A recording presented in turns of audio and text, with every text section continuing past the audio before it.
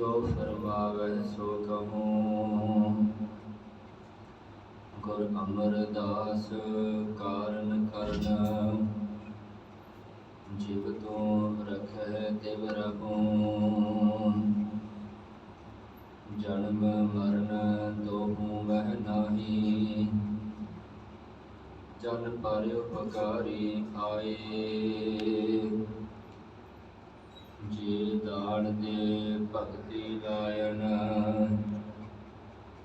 हर स्यों लैन बनाए।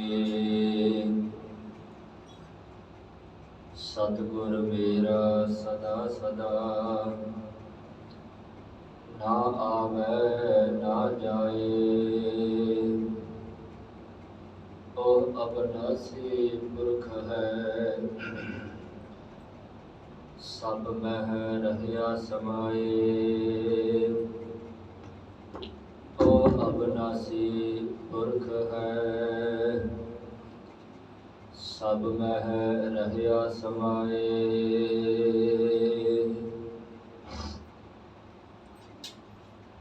परम सन्मानयोग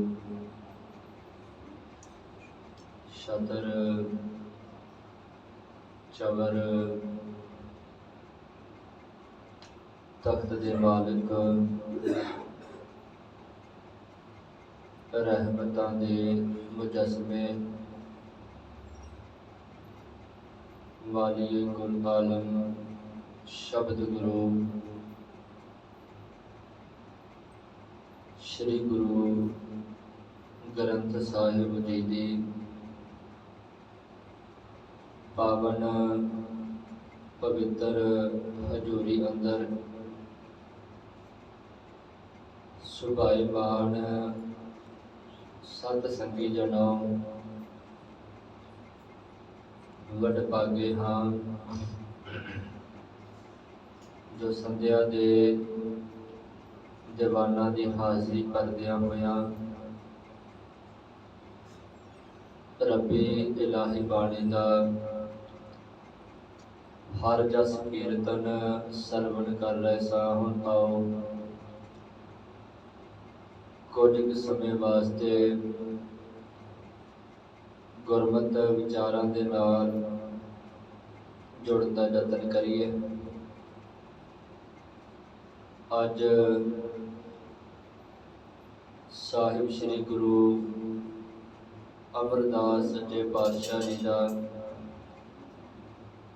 ज्योति जोत दिवस है। अज दे दिन सतगुरु जी ने अपना शरीरक चोला त्यागया गोविंदवाल साहब जी की धरती उत्ते। इस संबंध दे विच आपां विचारां करनियां हन। विचार रंभण तो पहला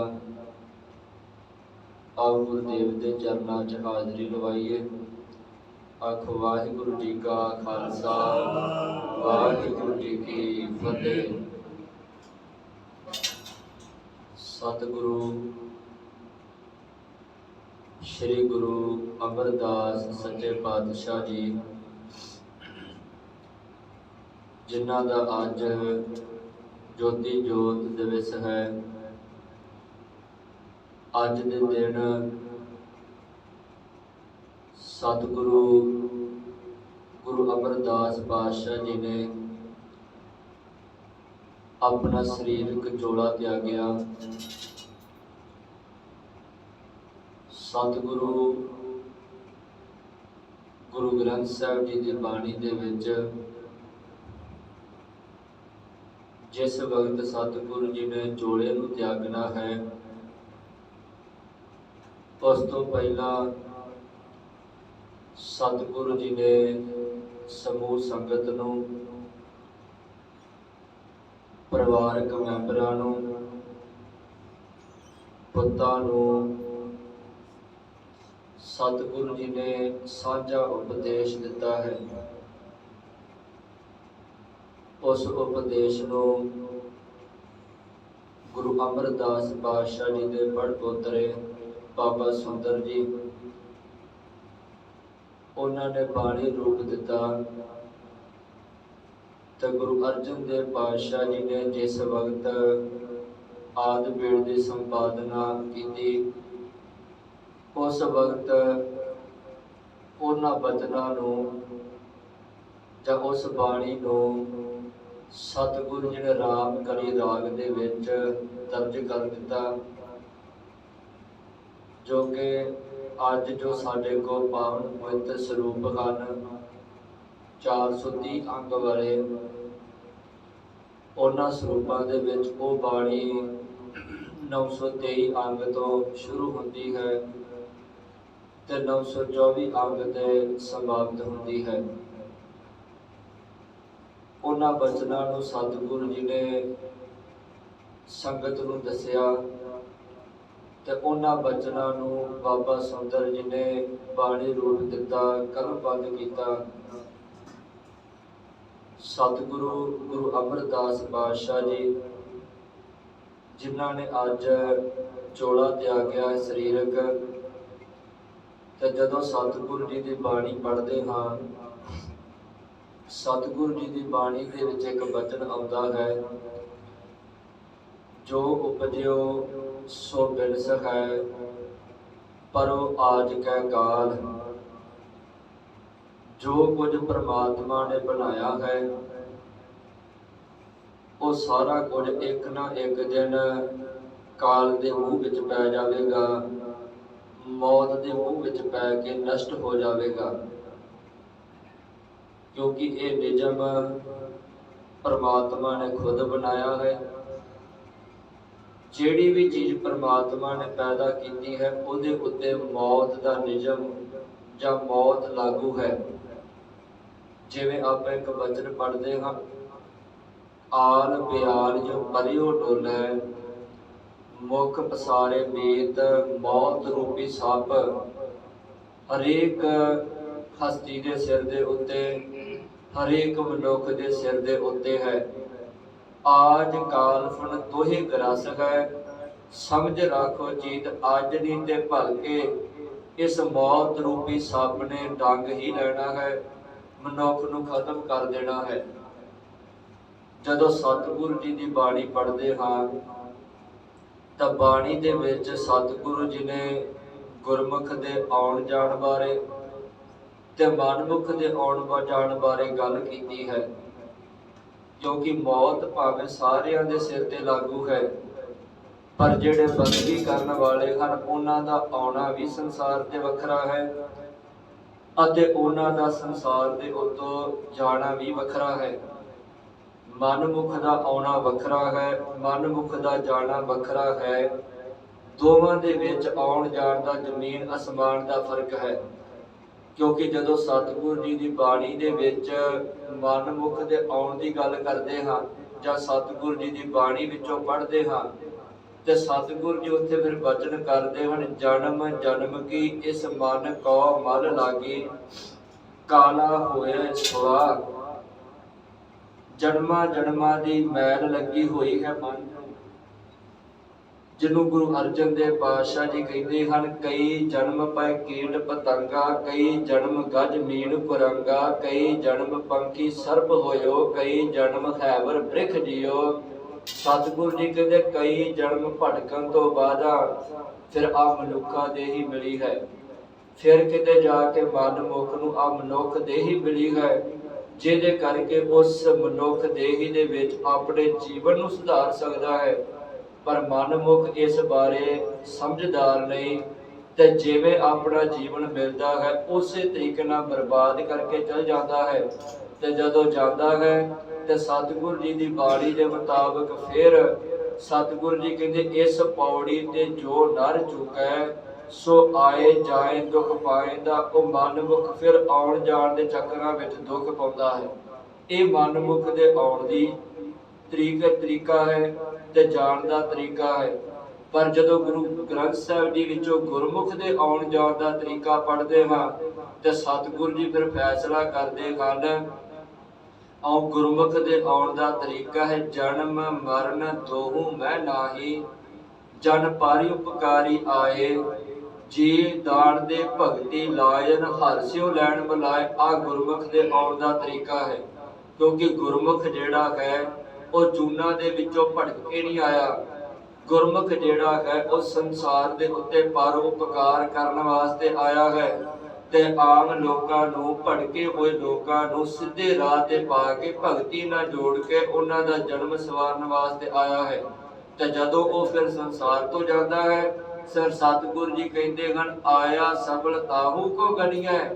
एक मन जिने ध्याया उन्हां दा आया होया सफला हो गया, क्योंकि उन्होंने एक मन हो के आप भी ध्याया आप भी ध्याया ते दूजिआं नूं भी उपदेश दे के परमात्मा दे नाम दे नाल जोड़िया। सतगुरु गुरु अमरदास पातशाह जी जिन्हां दा अज ज्योति जोत दिवस है ते सतगुरु गुरु अमरदास पातशाह जी दा आया होया भी सफल है ते शरीर करके गया होया भी सफल है। क्योंकि शरीर करके सारिया ने जाना है, शरीर करके किसी ने रहना नहीं, क्योंकि आत्मा ना तो जमदी है ते ना आत्मा मरदी है। आत्मा जां तां परमात्मा दे विच समा जांदी, क्योंकि आत्मा प्रात्मा इको करे ते जां फिर आत्मा जिहड़ी है वो उपजै निपज समाई वो जम शरीर नूं धारण करदी है, शरीर दा खत्म हो जाता है, दूसरे शरीर विच प्रवेश कर जाती है। क्योंकि आत्मा ना तो मरदी है ते ना ही आत्मा नूं मारिया जा सकता है। शरीर बनता है, शरीर जिहड़ा नाश हो जाता है। ते गुरु अमरदास पातशाह जी शरीर करके गए हन, आत्मा करके जोत करके गुरु अमरदास पातशाह जी अज भी हैं। क्योंकि सतगुरु जी की बाणी दे विच वचन है सतगुर मेरा सदा सदा ना आवे ना जाए, ओ अबनासी पुरख है सब में रहया समाए। ते गुरु ग्रंथ साहिब जी की बाणी दे विच गुरु नानक पातशाह ने आप ही फैसला किया है कि शरीर करके हरेक ने जाना ही जाना है। क्योंकि शरीर करके गुरु नानक पातशाह जी गए हैं ते गुरु नानक पातशाह जी तो पहला किन्ने पैगंबर होए, किन्नियां ने धर्म चला के उपदेश दिते हैं, सारे दे सारे शरीर करके गए हैं। ते गुरु नानक पातशाह कहते जिहड़ा मौत वाला सदा शरीर करके है वो मेरे घर दे विच भी आया है। आप रोज शामां नूं वो बचन पढ़ते हैं संबत साहा लिखिया मिलकर पावो तेल देहो सजन असीसड़ियां जो होवे साहिब स्यो मेल। घर घर इहो पहुंचा सदड़े नित पवन सदन हारा सिमरिया नानक से दे आवन। ओ मौत वाला सदा गुरु नानक पातशाह कहते मेरे घर दे विच भी आया है। ते गुरु अमरदास पातशाह मौत वाला सदा गुरु शरीर करके गुरु अमरदास पातशाह जी दे घर दे विच आया है। क्योंकि जेड़े गुरमुख हन उन्हां नूं जदों सदा आउंदा है पता लग जाता है, ते जेड़ा मनमुख है उन्हां नूं इस बारे पता नहीं लगता। क्योंकि सतगुरु जी की बाणी को आपां बाहर नहीं जाना, जो बाहर ही फैसला करती है। जदों मनमुख नूं मौत लैण आउंदी है ते मौत जिहड़ी ना उस मनुख नूं दसदी है ते ना मौत रिश्तेदारां परिवारक मैंबरां नूं दसदी है। सिद्धा फैसला सतगुरु जी दा सरफ है सदा सदा इवै गई बहाए नानक किस नूं आखीऐ बिन पुछिया ही लै जाए। मनमुख नूं बिना पुछे तो मौत आके लै गई, पर गुरमुख नूं पता लग गया कि मौत आई है ते ओने फिर झोली नूं जिहड़ा ओने मौत नूं स्वीकार कीता है।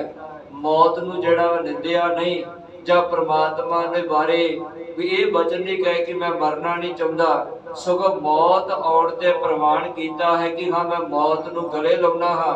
ते गुरु अमरदास पातशाह जदों उन्हां नूं पता लगा कि मेरा शरीर संकोचन का समा आ गया है, हुण मैनूं शरीर छड्डना पैना है, ते शरीर छड्डण तो पहला उन्होंने एक मर्यादा नूं निभाया है। शरीर छड्डण तो पहला गुरु नानक पातशाह जी की जोत गुरु रामदास पातशाह जी भाई जेठा जी विच टिका दित्ती ते उन्हां नूं गुरु बना दिता। बचन आपां उदन भी विचारिया सी सतगुर पुरख जे बोलिया गुर सिखा मन लई रजाए जियो मोहरी पुत सन्मुख होया रामदासे पैरी पाए जियो। ते गुरु ग्रंथ साहिब जी की बाणी दे विच ही जदों गुरु अमरदास पातशाह ने सारा परिवार इकट्ठा किया है, सारे रिश्तेदार इकट्ठे हुए हैं ਸਾਰੀ ਸੰਗਤ ਇਕੱਠੀ ਹੋ ਗਈ ਹੈ ਤੇ ਸਤਿਗੁਰੂ ਗੁਰੂ ਅਮਰਦਾਸ ਪਾਤਸ਼ਾਹ ਨੇ ਗੁਰਤਾ ਗੱਦੀ ਦੇਣ ਤੋਂ ਬਾਅਦ ਫਿਰ ਕੁਝ ਬਚਨ ਸਾਂਝੇ ਕੀਤੇ ਹਨ ਸੰਗਤ ਦੇ ਨਾਲ ਤੇ ਉਹਨਾਂ ਬਚਨਾਂ ਨੂੰ ਬਾਬਾ ਸੁੰਦਰ ਜੀ ਨੇ ਆਪਣੀ ਕਲਮ ਦੇ ਨਾਲ ਲਿਖਿਆ ਜੋ ਕਿ ਗੁਰੂ ਗ੍ਰੰਥ ਸਾਹਿਬ ਜੀ ਵਿੱਚ ਦਰਜ ਹਨ। ਉੱਥੇ ਸਤਿਗੁਰੂ ਜੀ ਨੇ ਜੋ ਬਚਨ ਕਹੇ ਹਨ ਬਾਬਾ ਸੁੰਦਰ ਜੀ ਨੇ ਬਾਣੀ ਰੂਪ ਲਿਖਿਆ ਹੈ ਤੇ ਗੁਰੂ ਅਮਰਦਾਸ ਪਾਤਸ਼ਾਹ ਜੀ ਕਹਿੰਦੇ ਹਨ ਸਤਿਗੁਰ ਭਾਣੇ ਆਪਣੇ ਬਹਿ ਪਰਿਵਾਰ ਸਦਾਇਆ। ਸਤਿਗੁਰੂ ਜੀ ਨੇ ਆਪਣੇ ਭਾਣੇ ਦੇ ਵਿੱਚ ਸਾਰੇ ਪਰਿਵਾਰ ਨੂੰ ਇਕੱਠਾ ਕਰ ਲਿਆ, ਸਾਰੇ ਰਿਸ਼ਤੇਦਾਰਾਂ ਨੂੰ ਇਕੱਠਾ ਕਰ ਲਿਆ, ਸੰਗਤ ਸਾਰੀ ਇਕੱਠੀ ਆ ਹੋ ਗਈ ਹੈ ਤੇ ਗੁਰੂ ਅਮਰਦਾਸ ਪਾਤਸ਼ਾਹ ਜੀ ਫਿਰ ਇੱਕ ਬਚਨ ਕਹਿੰਦੇ ਹਨ ਸੰਗਤ ਨੂੰ ਸੰਬੋਧਨ ਹੋ ਕੇ। ਸਤਿਗੁਰੂ ਜੀ ਕਹਿੰਦੇ ਸੰਗਤ ਜੀ ਅਸੀਂ ਸਰੀਰਕ ਜੋੜਾ ਛੱਡਣਾ ਸਮਾਂ ਆ ਗਿਆ ਹੈ, ਸਾਨੂੰ ਪ੍ਰਮਾਤਮਾ ਦੇ ਘਰ ਦੇ ਵਿੱਚੋਂ ਸੱਦਾ ਆ ਗਿਆ ਹੈ, ਹੁਣ ਅਸੀਂ ਸਰੀਰ ਛੱਡ ਦੇਣਾ ਹੈ ਤੇ ਸਰੀਰ ਛੱਡਣ ਤੋਂ ਪਹਿਲਾਂ ਅਸੀਂ ਤੁਹਾਨੂੰ ਗੁਰੂ ਰਾਮਦਾਸ ਪਾਤਸ਼ਾਹ ਜੀ ਦੇ ਲੜ ਲਾ ਦਿੱਤਾ। ਅੱਜ ਤੋਂ ਬਾਅਦ ਗੁਰੂ ਰਾਮਦਾਸ ਪਾਤਸ਼ਾਹ ਜੀ ਹਨ ਤੇ ਸਤਿਗੁਰੂ ਗੁਰੂ ਅਮਰਦਾਸ ਪਾਤਸ਼ਾਹ ਜੀ ਕਹਿੰਦੇ ਸੰਗਤ ਜੀ ਹੁਣ ਜੋ ਮੈਂ ਤੁਹਾਨੂੰ ਬਚਨ ਕਹਿਣ ਲੱਗਾ ਉਹਨਾਂ ਬਚਨਾਂ ਨੂੰ ਧਿਆਨ ਦੇ ਨਾਲ ਸੁਣਨਾ।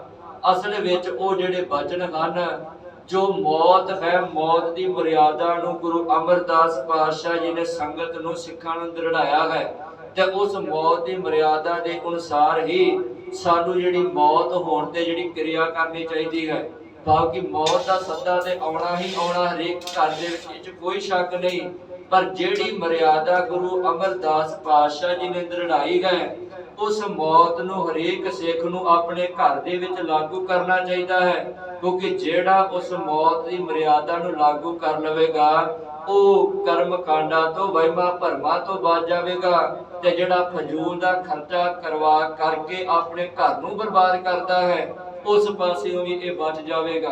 ਕਿਉਂਕਿ ਸਤਿਗੁਰੂ ਜੀ ਨੇ ਜਿਹੜੀ ਮਰਿਆਦਾ ਦ੍ਰਿੜਾਈ ਉਹ ਬਹੁਤ ਸਿੰਪਲ ਹੈ, ਬੜੀ ਸੌਖੀ ਮਰਿਆਦਾ ਸਤਿਗੁਰੂ ਨੇ ਦ੍ਰਿੜਾਈ ਹੈ ਤੇ ਸਤਿਗੁਰੂ ਗੁਰੂ ਅਮਰਦਾਸ ਪਾਤਸ਼ਾਹ ਨੇ ਸਾਰਿਆਂ ਨੂੰ ਇਕੱਠੇ ਹੋ ਕੇ ਪਹਿਲਾ ਬਚਨ ਕਿਹਾ ਹੈ। ਸਤਿਗੁਰੂ ਜੀ ਕਹਿਣਗੇ ਮਤ ਮੈਂ ਪਿੱਛੇ ਕੋਈ ਰੋਗ ਸੀ ਸੋ ਮੈਂ ਮੂਲ ਨਾ ਪਾਇਆ। ਸਤਿਗੁਰੂ ਨੇ ਸਾਰਿਆਂ ਨੂੰ ਇਕੱਠਿਆਂ ਕਰਕੇ ਪਹਿਲਾ ਬਚਨ ਕਿਹਾ ਹੈ ਕਿ ਸੰਗਤ ਜੀ ਮੇਰੇ ਸਰੀਰ ਨੂੰ ਛੱਡਣ ਤੋਂ ਬਾਅਦ ਕਿਸੇ ਨੇ ਜਿਹੜਾ ਰੋਣਾ ਨਹੀਂ ਹੈ, ਕਿਉਂਕਿ ਜੇ ਕੋਈ ਰੋਇਆ ਮੈਨੂੰ ਚੰਗਾ ਨਹੀਂ ਲੱਗਿਆ, ਕਿਉਂਕਿ ਸਤਿਗੁਰੂ ਨੇ ਸਰੀਰ ਕਰਕੇ ਜਾਣਾ ਹੈ, ਆਤਮਾ ਕਰਕੇ ਸਤਿਗੁਰੂ ਜੀ ਨੇ ਆਪਣਾ ਆਪ ਗੁਰੂ ਰਾਮਦਾਸ ਪਾਤਸ਼ਾਹ ਵਿੱਚ ਟਿਕਾਇਆ ਹੋਇਆ ਹੈ। ਸਤਿਗੁਰੂ ਜੀ ਕਹਿੰਦੇ ਮੈਨੂੰ ਚੰਗਾ ਨਹੀਂ ਲੱਗੇਗਾ ਜੇ ਤੁਸੀਂ ਮੇਰੇ ਸਰੀਰ ਨੂੰ ਛੱਡਣ ਮੈਨੂੰ ਸਰੀਰ ਨੂੰ ਛੱਡਣ ਤੋਂ ਬਾਅਦ ਰੋਵੋਗੇ, ਕਿਉਂਕਿ ਮਤ ਮੈਂ ਪਿੱਛੇ ਕੋਈ ਰੋਗ ਸੀ ਸੋ ਮੈਂ ਮੂਲ ਨਾ ਪਾਇਆ। ਤੁਸੀਂ ਮੇਰੇ ਸਰੀਰ ਛੱਡਣ ਤੋਂ ਬਾਅਦ ਕਿਸੇ ਨੇ ਰੋਣਾ ਨਹੀਂ ਹੈ, ਕਿਸੇ ਨੇ ਧਾਹਾਂ ਨਹੀਂ ਮਾਰਨੀਆਂ, ਕਿਸੇ ਨੇ ਪਿੱਟਣਾ ਨਹੀਂ, ਕਿਉਂਕਿ ਅੱਜ ਵੀ ਇਹ ਸਾਰਾ ਕੁਝ ਹੁੰਦਾ ਹੈ। ਪਰ ਗੁਰੂ ਨੇ ਸਾਨੂੰ ਸਮਝਾਇਆ ਕਿਉਂਕਿ ਕਿਸ ਨੂੰ ਜਿਹਨੂੰ ਤੁਸੀਂ ਰੋ ਰਹੇ ਜੇ ਇਹ ਤੇ ਸਰੀਰ ਦਾ ਮਿੱਟੀ ਦਾ ਪੁਤਲਾ ਹੈ ਤੇ ਇਹਨੇ ਪੰਜਾਂ ਤੱਤਾਂ ਤੋਂ ਬਣਿਆ ਹੋਇਆ ਸਰੀਰ ਦਾ ਪੁਤਲਾ ਪੰਜਾਂ ਤੱਤਾਂ ਦੇ ਵਿੱਚ ਸਮਾ ਜਾਣਾ ਹੈ, ਇਸ ਕਰਕੇ ਇਸ ਨੂੰ ਰੋਣ ਦਾ ਕੋਈ ਵੀ ਫਾਇਦਾ ਨਹੀਂ ਹੈ। ਸਤਿਗੁਰੂ ਜੀ ਕਹਿੰਦੇ ਪਹਿਲਾ ਬਚਨ ਮੈਂ ਸਰੀਰ ਛੱਡਣਾ ਹੈ ਤੇ ਮੇਰੇ ਸਰੀਰ ਛੱਡਣ ਤੋਂ ਬਾਅਦ ਕਿਸੇ ਨੇ ਰੋਣਾ ਨਹੀਂ। ਫਿਰ ਅਗਲਾ ਬਚਨ ਸਤਿਗੁਰੂ ਜੀ ਨੇ ਸਮਝਾਇਆ। ਸਤਿਗੁਰੂ ਜੀ ਕਹਿੰਦੇ ਸਰੀਰ ਨੂੰ ਛੱਡਣ ਤੋਂ ਬਾਅਦ ਰੋਣਾ ਨਹੀਂ, ਸਗੋਂ ਕੰਮ ਕੀ ਕਰਨਾ ਹੈ। ਸਤਿਗੁਰੂ ਜੀ ਕਹਿੰਦੇ ਕੰਮ ਕਰਨਾ ਹੈ। ਅੰਤੇ ਸਤਿਗੁਰ ਬੋਲਿਆ ਮੈਂ ਪਿੱਛੇ ਕੀਰਤਨ ਕਰਿਓ ਨਿਰਵਾਣ ਜਿਓ। ਸਤਿਗੁਰੂ ਜੀ ਕਹਿੰਦੇ ਰੋਣਾ ਨਹੀਂ, ਧਾਵਾਂ ਨਹੀਂ ਮਾਰਨੀਆਂ, ਪਿੱਟਣਾ ਨਹੀਂ, ਸਗੋਂ ਉਸ ਪਰਮਾਤਮਾ ਦਾ ਕੀਰਤਨ ਕਰਨਾ ਹੈ, ਉਸ ਪਰਮਾਤਮਾ ਦੀ ਸਿਫਤ ਸਲਾਹ ਕਰਨੀ ਹੈ, ਉਸ ਪਰਮਾਤਮਾ ਦਾ ਹਰ ਜਸ ਗਾਉਣਾ ਹੈ। ਤੇ ਨਾਲ ਕੀ ਕਰਨਾ, ਅੰਤੇ ਸਤਿਗੁਰ ਬੋਲਿਆ ਮੈਂ ਪਿੱਛੇ ਕੀਰਤਨ ਕਰਿਓ ਨਿਰਵਾਣ ਜਿਓ।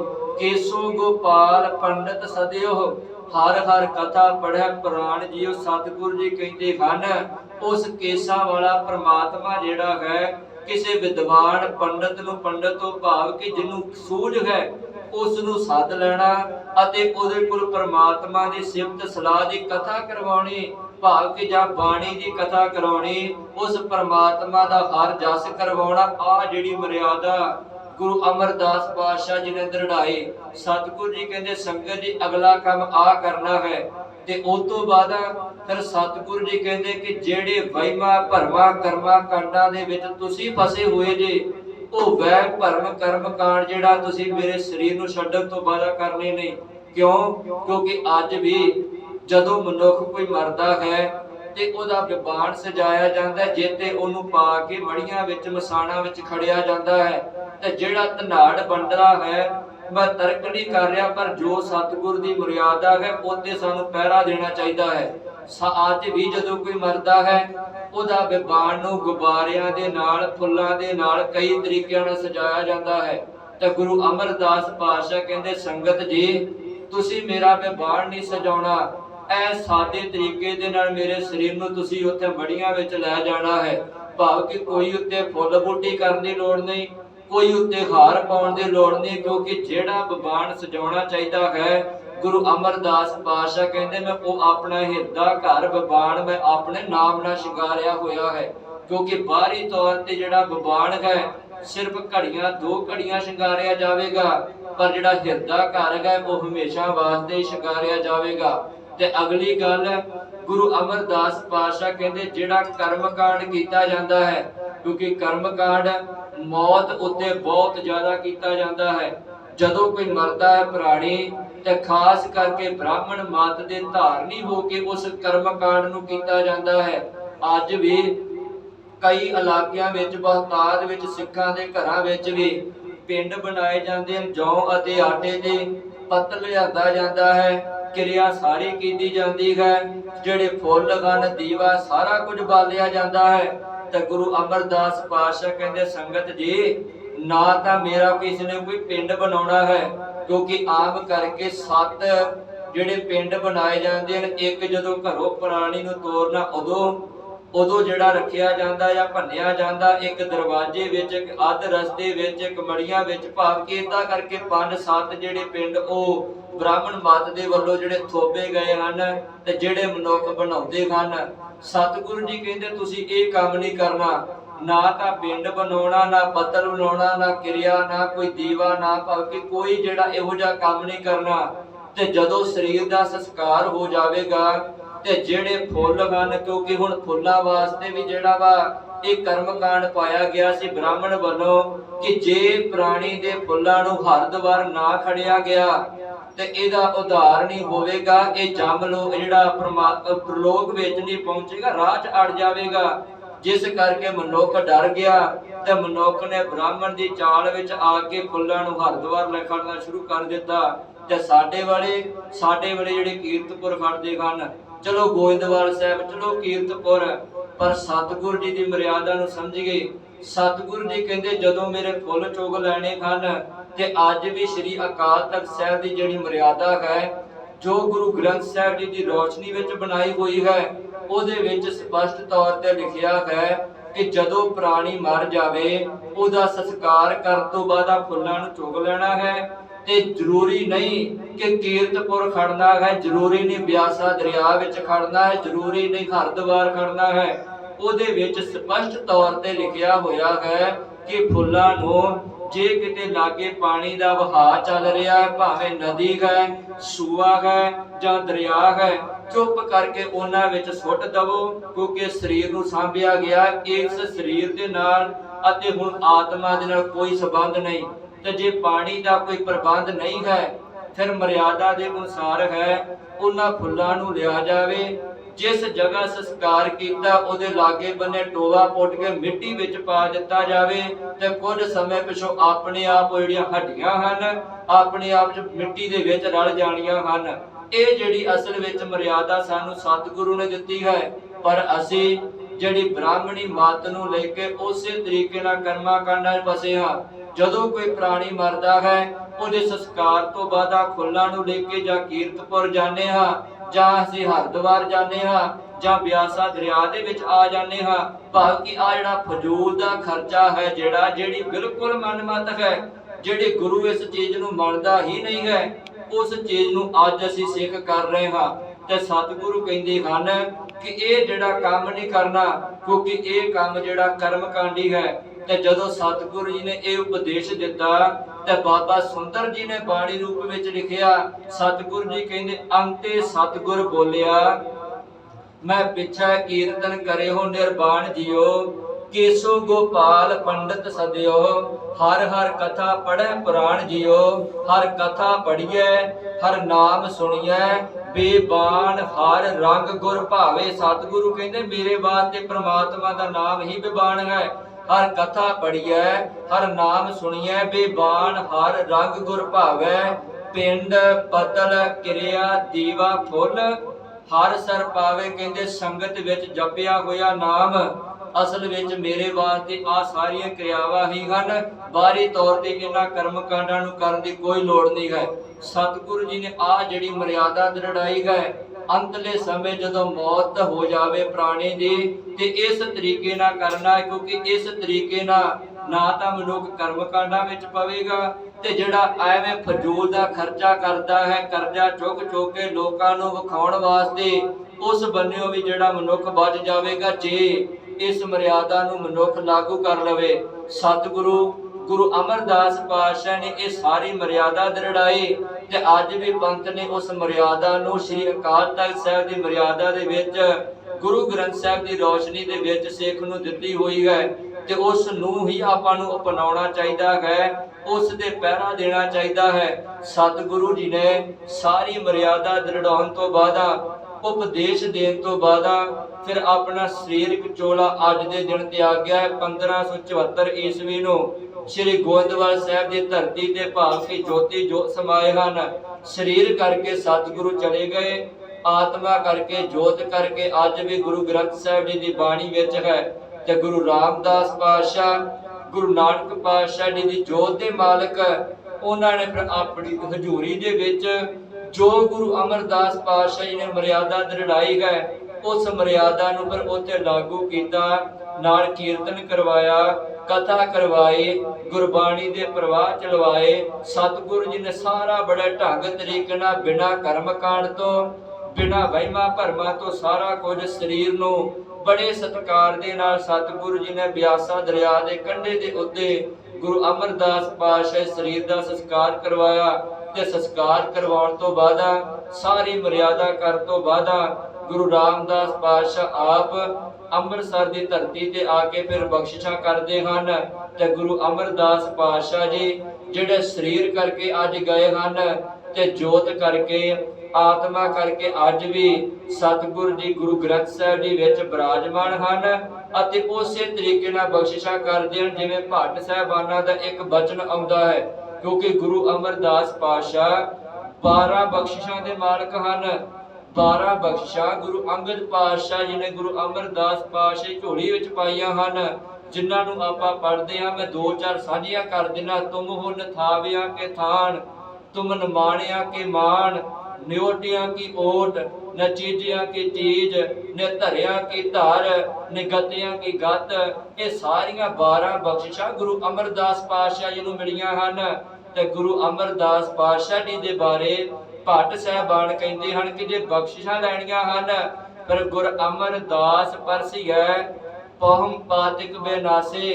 कहंदे गुरु अमरदास पातशाह जी नूं ध्याओ, क्योंकि जिथे गुरु अमरदास पातशाह जी दे पैर पै जाण ਉਹ ਧਰਤੀ ਦੇ ਪਾਪ ਦੂਰ ਹੋ ਜਾਂਦੇ ਹਨ, ਉਹ ਧਰਤੀ ਵੀ ਪਵਿੱਤਰ ਹੋ ਜਾਂਦੀ ਹੈ। ਗੁਰ ਅਮਰਦਾਸ ਪਰਸੀਏ ਪਹਮ ਪਾਤਿਕ ਬੈ ਨਾਸਹਿ, ਗੁਰ ਅਮਰਦਾਸ ਪਰਸੀਏ ਸਿੱਧ ਸਾਧਿਕ ਆਦਸ ਆਸਾਸੇ। ਕਹਿੰਦੇ ਜਿਹੜੇ ਸਿੱਧ ਲੋਕ ਸਰੀਰਾਂ ਨੂੰ ਕਸ਼ਟ ਦੇ ਕੇ ਲੰਮੀ ਲੰਮੀ ਤਪੱਸਿਆ ਕਰਕੇ ਰਿੱਧੀਆਂ ਸਿੱਧੀਆਂ ਪ੍ਰਾਪਤ ਕਰਨ ਲਈ ਯਤਨ ਕਰਦੇ ਹਨ, ਕਹਿੰਦੇ ਗੁਰੂ ਅਮਰਦਾਸ ਪਾਤਸ਼ਾਹ ਸ਼ਰਧਾ ਨਾਲ ਧਿਆਓ, ਉਹ ਸਾਰੀਆਂ ਬਖਸ਼ਿਸ਼ਾਂ ਰਿੱਧੀਆਂ ਸਿੱਧੀਆਂ ਤੁਹਾਡੀ ਝੋਲੀ ਵਿੱਚ ਪੈ ਜਾਣਗੀਆਂ। ਗੁਰ ਅਮਰਦਾਸ ਪਰਸੀਏ